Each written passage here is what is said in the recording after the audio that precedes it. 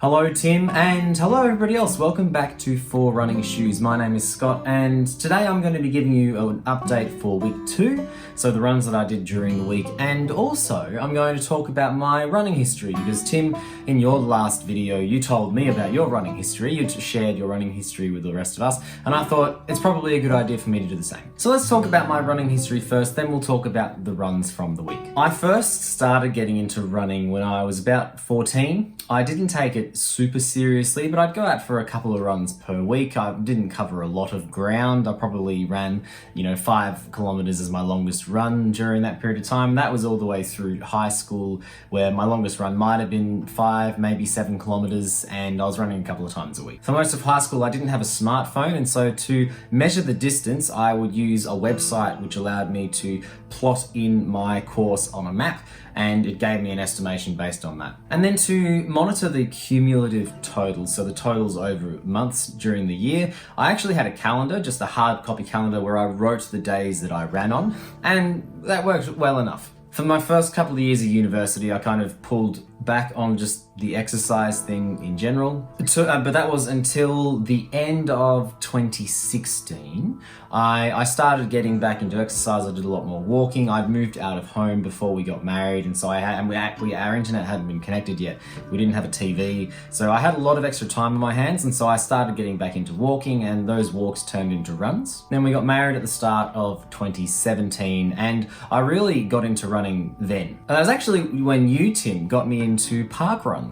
So Parkrun is a fantastic organisation. It's international, where they do 5-kilometre runs every Saturday morning. During COVID-19, they've taken a break because they've had to, but there's just a really fantastic way to be engaged with running and to be motivated. Every Saturday morning at 8 o'clock during that year, essentially, I would go to either my local park run or a different park run around the place, your local park run, Tim, and we'd be timed. And I felt like keeping track of that data was really helpful and motivating for me. And I was also running some pretty good times during that period. So I was getting close to running a sub 25k. I actually haven't got there yet, and that's something that I'd really love to do this year, potentially. But I was doing some good speeds. That was until I had some surgery at the end of 2017, which took me out of running for a while. I won't go into details of that particular surgery. It wasn't too major, but just what it was meant that I couldn't run for a couple of months. And so at the start of 2018, then the following year, I essentially was starting pretty well from square one again. Instead of focusing on my 5-kilometre times during this period, I really wanted to go for distance. And so over the course of 2018, I went from essentially not being able to run because I had 2 months off. My cardio fitness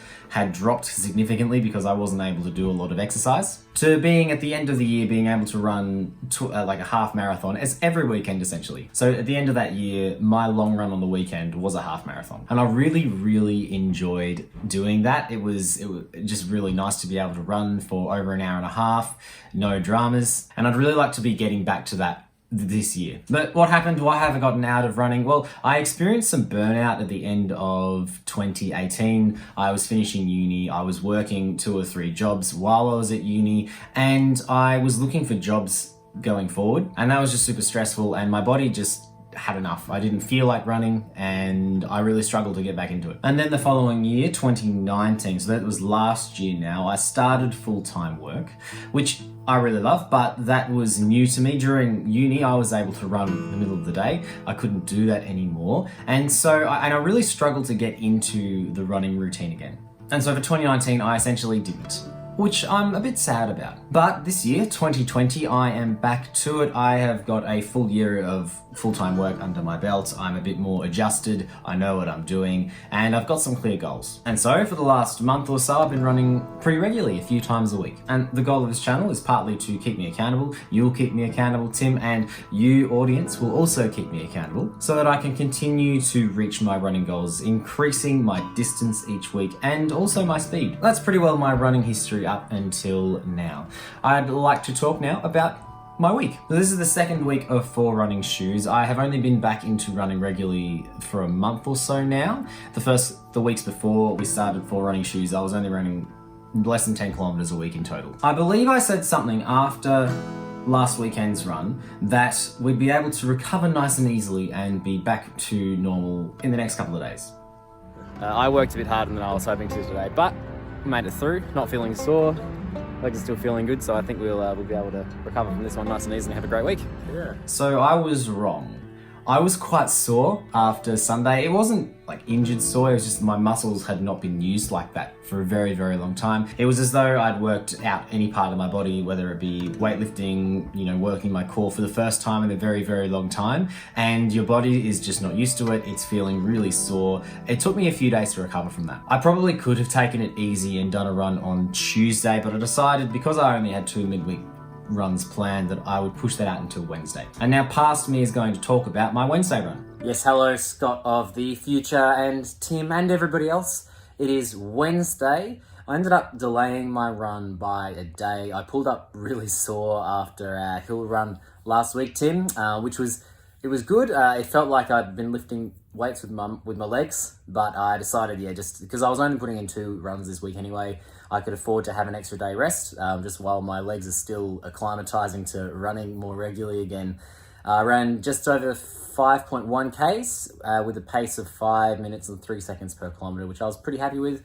It felt like work today. I was hoping to take it a little bit easier, but I did push it a little bit in the end.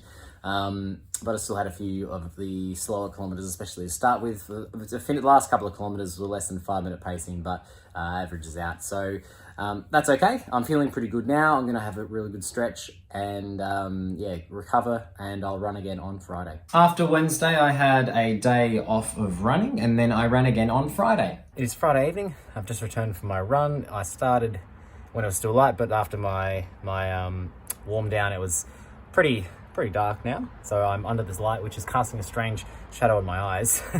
So I'm hoping that that's not too tricky for you. It was a good run. I ran just over 5.2 kilometers with a 4 minute and 47 pacing. So 4 minutes and 47 seconds per kilometer, which I was happy with. I was pushing, it felt like I was pushing pretty hard today, but I felt comfortable with the legs. Again, a little bit of shin soreness in the first kilometer, but that eased out after that, and my hamstrings and legs are no longer tight from last weekend's run.